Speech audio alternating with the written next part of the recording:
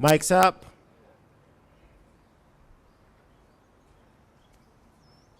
To all the reporters, that will be the microphone that you will ask questions over there. Thank you.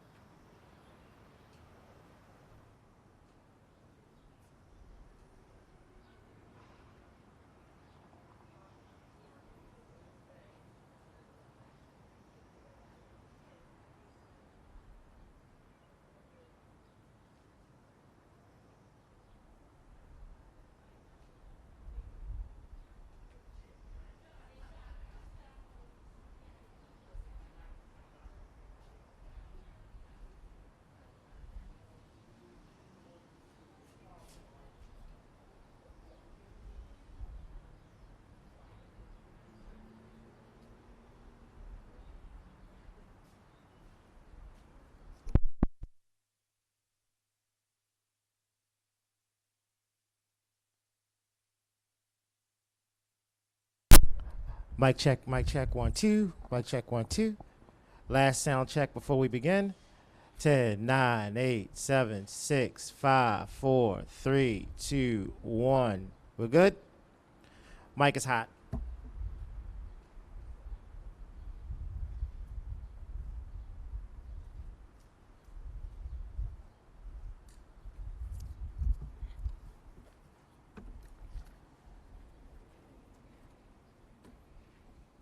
All right. Good afternoon, everyone. I want to thank everyone for being here. I am joined today by Health Commissioner Dr. Jaraza and Police Commissioner Michael Harrison. We're here today to give a COVID update for Baltimore. I remember the story of Mother Goose expressing the notion that slow and steady wins the race. But as a former city and junior Olympian distance runner, I will tell you is that it's not slow and steady. It's the appropriate pace at the appropriate time wins the race. If you get out too quickly in a distance race, you are bound to lose. If you don't come on in the end and the way that you should, the kick, as we say it in track and field, you're bound to lose. You have to run the appropriate pace at the appropriate time of the race. Today, 54% of adults 18 and older have been vaccinated and receive at least one dose of vaccination in Baltimore City. Like many of you, Dr. D and I see the finish line near, but now is not the time to let up. We must kick our efforts into another gear and keep pushing through that finish line. If you've been vaccinated, great, but that's not good enough.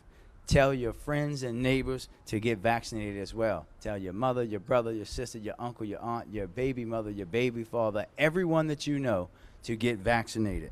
Before you call your aunts and uncles about summer plans and about cookout plans this weekend, make sure that they get vaccinated as well so that we can get to 65% vaccination. I am encouraged by our mobile efforts and partnerships that are launching and continuing to go throughout Baltimore to help make sure that Baltimore reaches our goal. For instance, Dr. D will talk more about the Health Department's partnership with CivicWorks to support local vaccination clinics and outreach efforts. And just this morning, I participated in the Unite Here Local 7 food distribution and COVID-19 tests and vaccinations where they were available to our hospitality workers.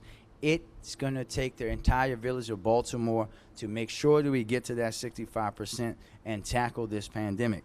In addition, I'd like to acknowledge that May is the month that we celebrate older Americans, and this year's theme is Communities of Strength. Today, I want to thank those who have been working out at our senior centers throughout this pandemic. We have seen our senior centers provide meals, assist residents with COVID testing and vaccines, even those who made a telephone call, because that goes a long way. Simply checking in on our older adults to make sure that they are making through this pandemic as best as possible. We are still utilizing our senior centers to provide vaccines, but we are also excited to welcome back older adults to senior centers in Baltimore beginning June 1st. So we are very excited about that, and now we'll turn it over to Dr. Jaraza for more information. Dr. D?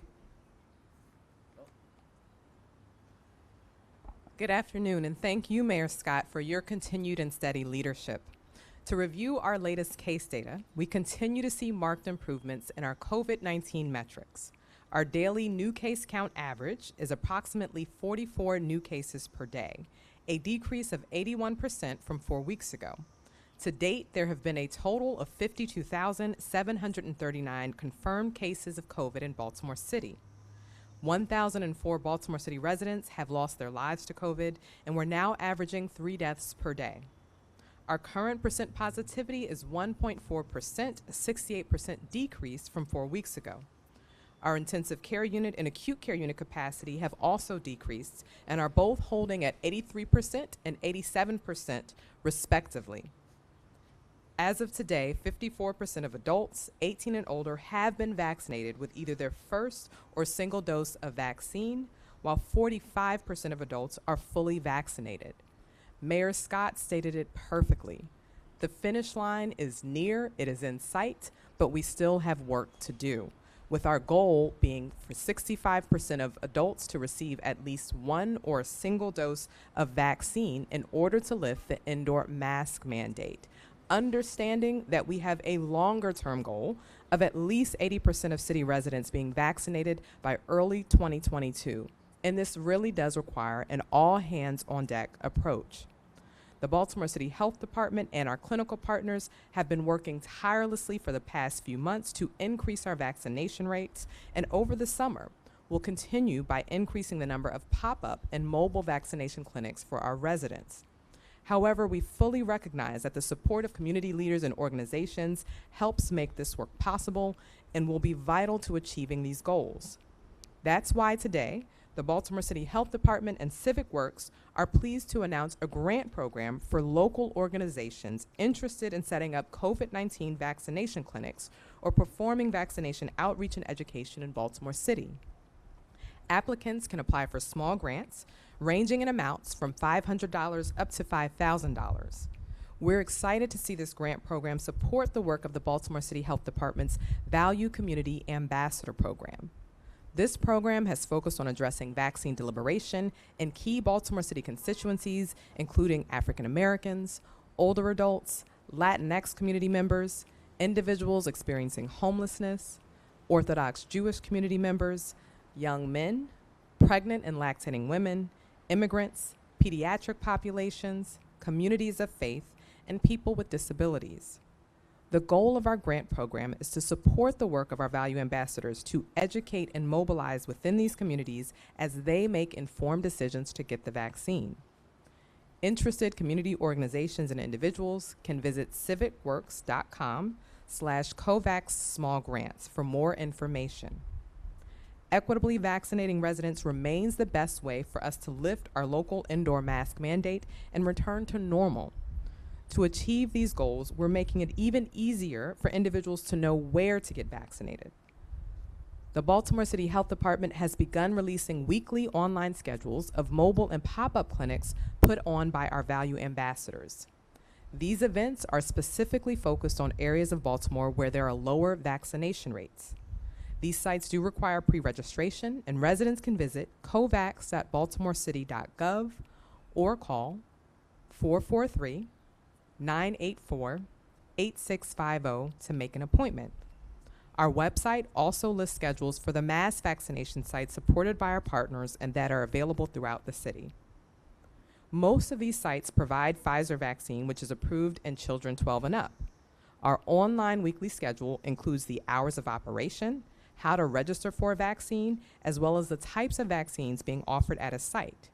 As a reminder, vaccines remain free of charge and no identification is required to receive your free vaccine. For city residents in need of transportation to get to any vaccine appointment in the city, including appointments at non-city supported sites, we're here to help. The Baltimore City Health Department is contracting with MJ Management Innovations to arrange transportation to vaccine appointments for those who need it. Lift-equipped vehicles are available for individuals with limited mobility.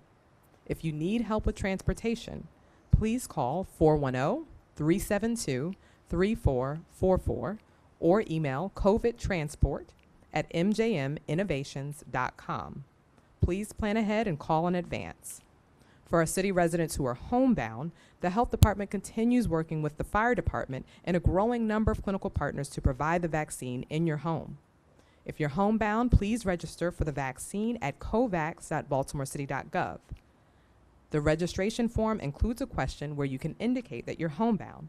If you do not have internet access, you can also call the Maryland Access Point at 410-396-2273, Monday through Friday, 8:30 a.m. to 4:30 p.m., and our staff will help you register. The Baltimore City Health Department and Fire Department homebound vaccination program began on May 10th, and caregivers are also eligible to receive vaccines at the time of the homebound appointment.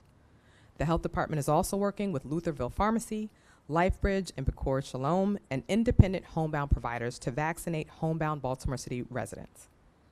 In practice, every Baltimore City resident should continue to bring a mask with them whenever they leave their home, carrying one on their purse or bag or on their sleeve where it's easily accessible even when not in use. When you're walking down the street or at the park and able to maintain social distancing, wearing a mask isn't necessary. But when you enter a business, use public transportation, or pick up your children from school, you should be wearing a mask. Masking works, and it has been proven to reduce the spread of COVID-19. Public health experts agree that disease transmission is much more likely in indoor spaces, especially when masks can't be worn. This Memorial Day weekend, your vaccination status will determine whether or not your holiday plans are safe. Unvaccinated individuals should still follow the guidance we've provided throughout the pandemic, including wearing a mask, socially distancing, avoiding large crowds, washing your hands frequently, staying home if ill, and getting tested when you're experiencing symptoms of COVID or have a known exposure. Fully vaccinated people can resume activities without wearing a mask or physically distancing themselves except when required by our local laws, including at local businesses and any workplace guidance. Now more than ever, we can win the fight against COVID. Now more than ever, vaccines are widely available, and we know they're safe. We also know that they are effective, as indicated by our downward trends in COVID-19 metrics. Baltimore, we're counting on you to get vaccinated now so that we can all return to pre-pandemic normalcy. It's Baltimore versus COVID, and we will win this together. Thank you.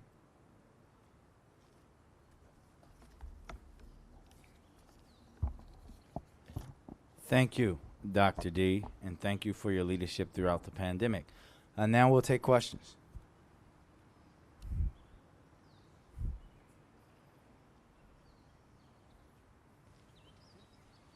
This is possibly for you, Dr. Daraza. Earlier today, VSA said that they are recategorizing the deaths. I wanted to know, for deaths that were previously unreported for COVID-19, I wanted to know if you guys have any indication here in Baltimore City if there are deaths here that would tick up the death toll here.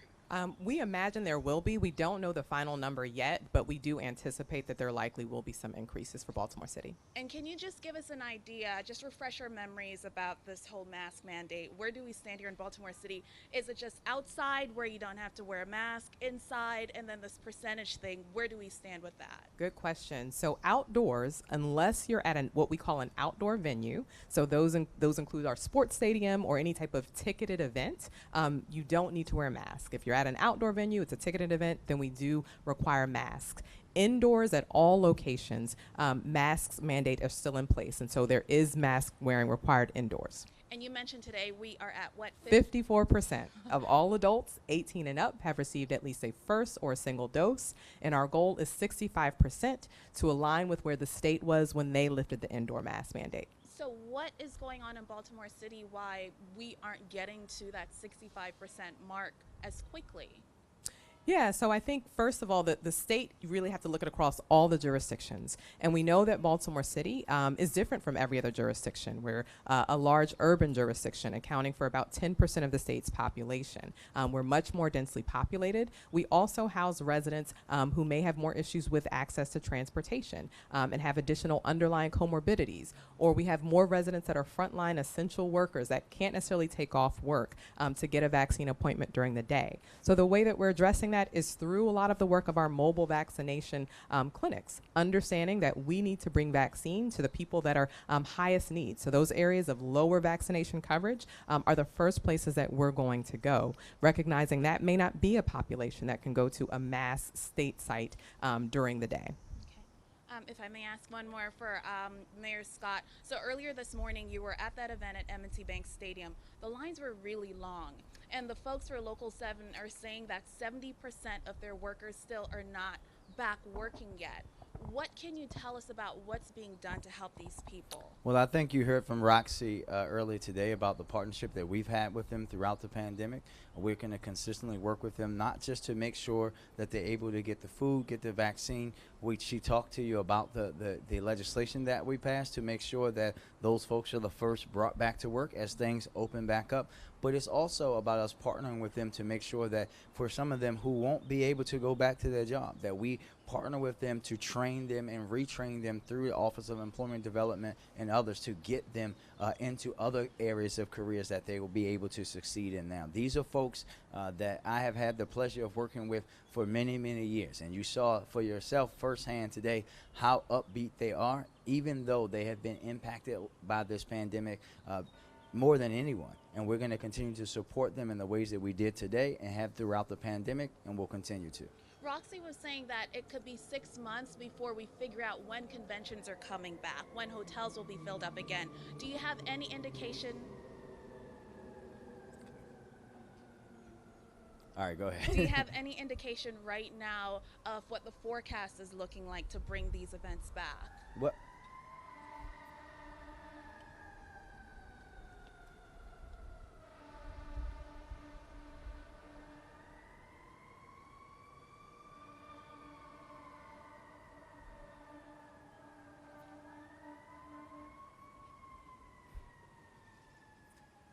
Thank you for that question, Eva Joy. Sorry for the fire truck. I think that what we have to understand is that we know we're in consistent talks with our folks that visit Baltimore at the convention center. We know that folks are going to come back. We know, again, that this is not going to be a rush, and this is not just a Baltimore thing. This is around the country on folks on how we're going to be doing business travel and conventions. We're going to work with our partners there. We also have to be reminded that the convention center is literally a field hospital and a testing and vaccination site. So we're going to work through that as well. We're going to push to make sure that we're getting our conventions back, pushing to bring tourism back in the city. But we're going to do that in partnership with our partners and do it in a safe way so that those folks don't just rush back and then go back to not having a job, as you heard today with some people in the inconsistencies. Ma'am? Mr. Junior Olympic distance runner. My first question is, what was your event? Well, there was multiple. I was 4x800, 3200, 1600, and the 3,000 meter steeplechase. So that's hurdles over 2 miles, basically. I know. So if we keep your analogy, people who just watch track and field or cross-country events don't realize that every runner has a plan, and so people might just watch Prince George's County, Montgomery County lifting their mask mandates on Friday and screaming at you, why aren't you sprinting, why aren't you sprinting? So can you address that, maybe business owners or the business community who are frustrated that they think they're going to lose because you're not sprinting soon enough? Yeah, I think that what we always say is that we want to win the race, and we want to being the quickest in the first doesn't always, first out the gate doesn't win you the race. Most of the time it doesn't. If you're a track and field person, that person that jumps out to the lead, we call that person the rabbit, because we know that person's going to run out of energy. And what we have done throughout the pandemic is leading the right way. Working with Dr. D, working with our health professionals here at Hopkins and UMS, making sure that we're pushing towards that point. We have a plan. We're at 54, 65% is all we have to get through. If folks want to see it happen and go away faster, if folks want us to run faster, then go get vaccinated. Push everyone that they know to get vaccinated. We're not that far. 11% is not that far off. We can do this and do it quickly so that we can get back, because this is about making sure that we not only open up as we have, we're at 100% capacity, but that we do it in the way that keeps people healthy as possible. And that's the way that we're going to continue to lead. And a question for Dr. Duraza. I couldn't help but notice it was the first time I heard you use the phrase vaccine deliberation instead of what a lot of people call vaccine hesitancy. Can you explain why you've changed the language and exactly which demographic group, whether it's age, religion, community area, are you having the hardest time with because they're still deliberating? Yeah, I mean, so we've done a lot of focus grouping with different communities and found that deliberation maybe just speaks more to what's happening, right? Many people are wanting to see more data. They're wanting to understand how it affected their friends or their peers before making a decision. So they're deliberating. They're not necessarily hesitant. Some may be hesitant, but they're also just deliberating and want to make the best decision for themselves. So felt like that was a more appropriate term to describe what we're hearing. I don't know that there's one particular group, right? What we've done is we focused on a couple of groups early on that we knew were part of our value communities. So we knew that we were going to want to have a message that was more focused on the African American community. We knew that we were going to have a message specific to young adults. We knew that we were going to have a message specific to Latinx, because everything that they're deliberating on, it's different. It's different depending on the population. And so we've really, again, worked with focus groups to understand what are the differences, what are the hesitations, or what are you deliberating about based on your background, so that we can speak directly to that. And again, we've worked with many trusted messengers. We know that we're not the only messenger that people are listening to. Oftentimes we're the last messenger. So really working with our value ambassadors who are part of the community and can do the vaccine education and outreach in a way that's more meaningful and more effective than we can. So just to follow up, to clarify, so it's not like you have, for example, you can't get 20-year-olds to get the vaccine. It's not like one group you're focusing on. Are you just trying to get each group to tick each group up at least a few percentage points? Focus on every single group. So again, some of the national studies have shown that young people are more hesitant, certainly. But again, I think our focus is on all of the different groups, knowing that their reasons for waiting on getting vaccinated or not having made a decision yet are different. Thank you. And I just want to add to that too. Especially for the younger folks, those in my age range, we have to be reminded that when we were going to school, we got measles and mumps, we got all these other vaccines, and we don't have measles and mumps anymore. We don't have these outbreaks. We have to make sure that we're being responsible to look out for not just our generation, who are mostly young and healthy and not going to die, but everyone else, so that we don't have a pandemic that continues for so long. Question a little more about this mask mandate. I know that you want it to continue, but why exactly do you want the mask mandate to continue? I thought the original purpose was to reduce capacity at hospitals to wear the mask, and now that... Well, there was multiple, and I think that we said it very clear today. We know that indoor, indoors, right, we know that the patches of the virus is a lot more likely. And we know that people are still dying from COVID in Baltimore, right? Even though our numbers are going in a very good way. We have a target to remove the mask mandate. We're 11% away. And when we get to that point, because we know that reaching that number means that we will have significantly decrease what we call the risk of folks contracting COVID. Thank you. I have one final question about the action by the school district to progress and to move students along regardless of their academic achievement last year. Do you have any thoughts on that? I think a couple things I would say. What we have to do, not just in Baltimore and not just in Maryland, throughout this pandemic, I think we learned something about American education, and that we have to do deep rethinking of how that is, right? I was telling someone yesterday that when you go to college, right, the United States, we measure college graduation success on 6 years, right? Not 4, but 6 years, right? We have to make sure that we are working towards an education system that meets the needs of children where they are and how they learn.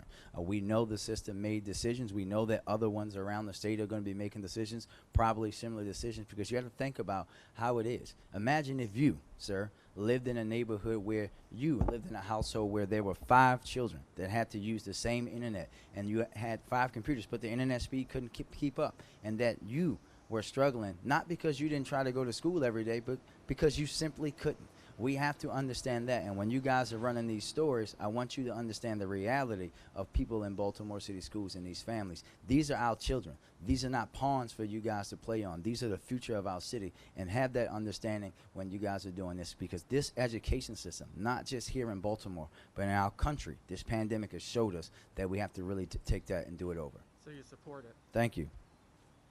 Sir, good to see you. Good to see you, Mayor. Just a quick question for you about when we get to 65%. Is there a date that you're looking at to make that happen?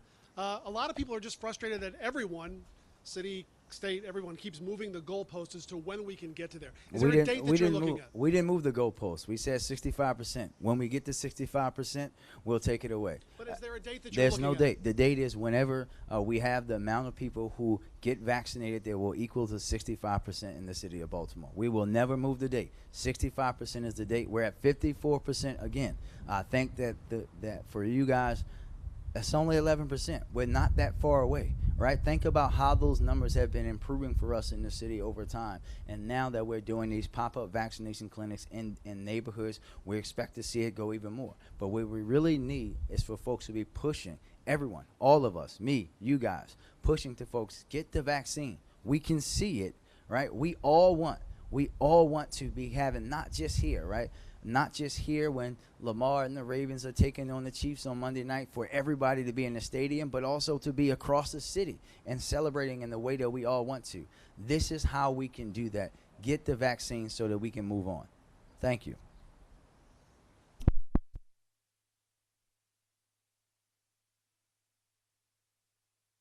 I'm sorry, Emily, go ahead. I'm sorry. I saw you scribbling, but I didn't know. A quick question for Commissioner Harrison, actually. I don't want him to feel left out. This is regarding the improvements to the Internal Affairs Unit. I know we've been writing about them. I just wanted to know how you're feeling about the progress that's been made and if you think there's more work to be done. We see that there's progress. I'm pleased that we've made progress. One of the most important things, 2 of the most important things we started out 2 years ago was, number 1, to increase the staffing. We've done that a number of times, and there's a strategic plan to continue to increase the staffing, but to increase competency. And we've now brought in Department of Justice approved training, and we've now put on a 40-hour course to train every single investigator and supervisor there. So we're pleased with the progress. Certainly we realize there's much more work that needs to be done. Thank you.